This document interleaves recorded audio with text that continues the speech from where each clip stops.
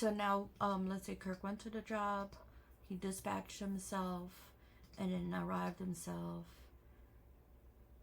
and then he is, I can't mark him as done, because he's the only one here, so I would mark the whole job is complete.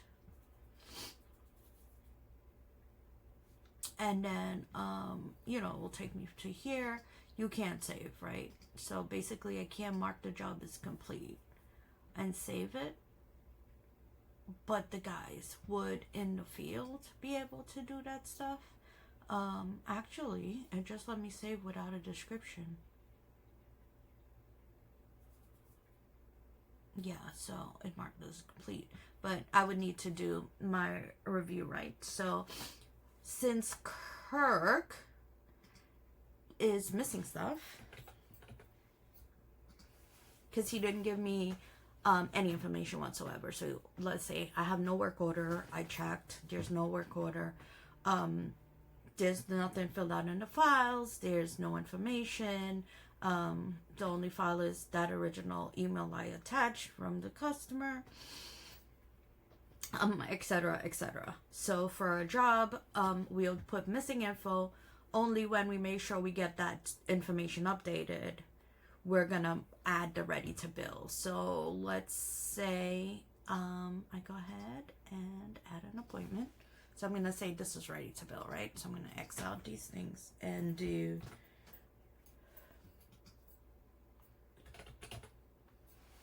ready to bill customer. I'm not gonna save it because I could save it. I don't think Laura's gonna get to it right away. So that's that, and this will keep the appointment open so that billing can see. So I'm gonna go ahead and say, okay, I have all the information.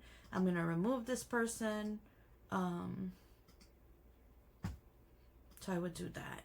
The crazy thing is when I save this, it's gonna reopen that appointment. Oh, actually it didn't. But then I can delete this guy.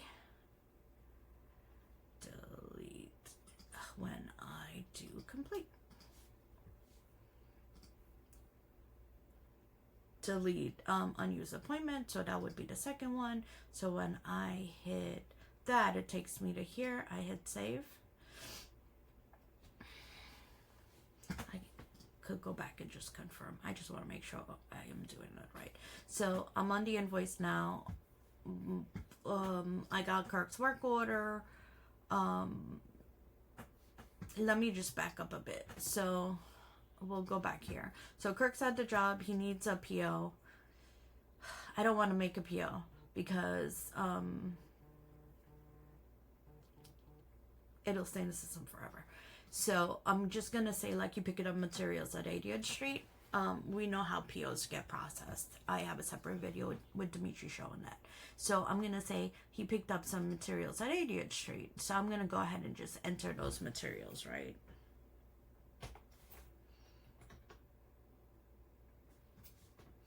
So I'm going to pick some items, say it's 2 of these. Then I have to save it.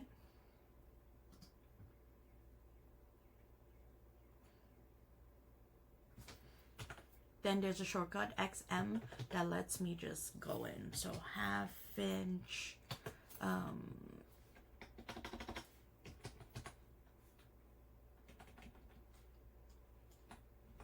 ball valve. He used 3. You got the picture. So, so these are the materials. So we know that when we create a PO, the PO is on the bottom, and when the items get, I guess I have to create a PO. Let's do a PO real quick.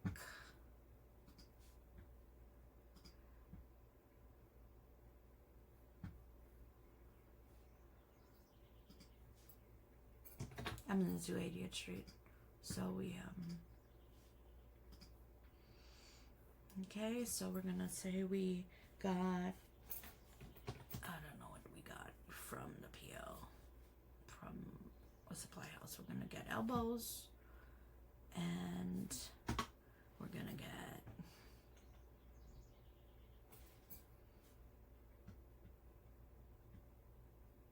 another random item, right? Oops, I changed my same one. Okay.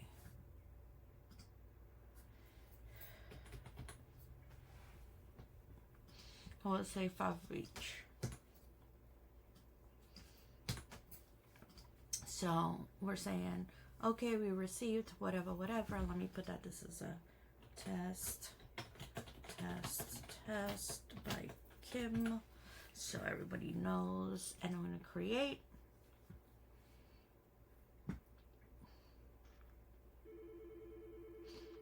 And it takes me back to my invoice. So now you can see the items that I got from 80th Street does have total amounts, but they dropped here with no cost.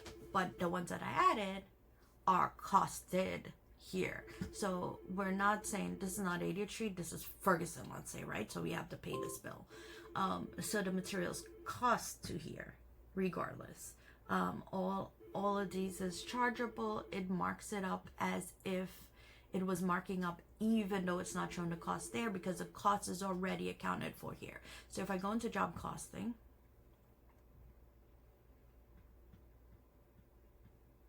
you'll see that my committed cost is my PO because I didn't receive it and bill it out or whatever, but it's 161 and it's still counting towards my long-term revenue. So far it's saying my gross margin is this, and that's basically just my markup. So if I was to add now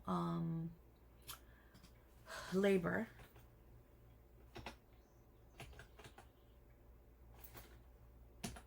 you'll say Kirk was there for 2 hours, and I save it.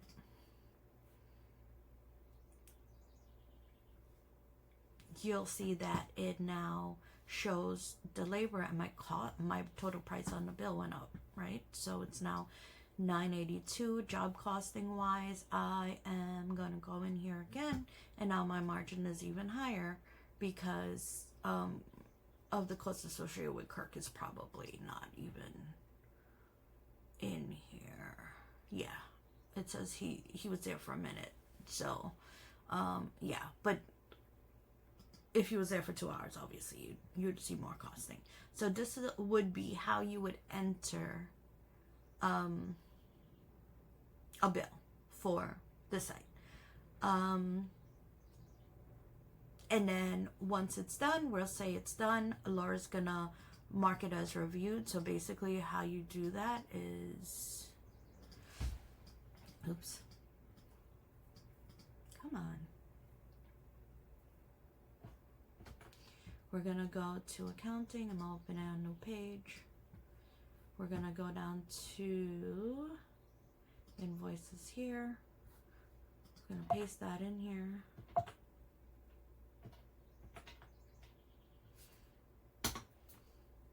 This is gonna pull up. You see right now it says not sent, not paid, not reviewed. You click on it, mark it as reviewed by Kim. And that would be the steps, and close it. So you know, then if we refresh this, you'll see it says reviewed, and then Florence would know to send it. So what I'm gonna do is go zero this out real quick.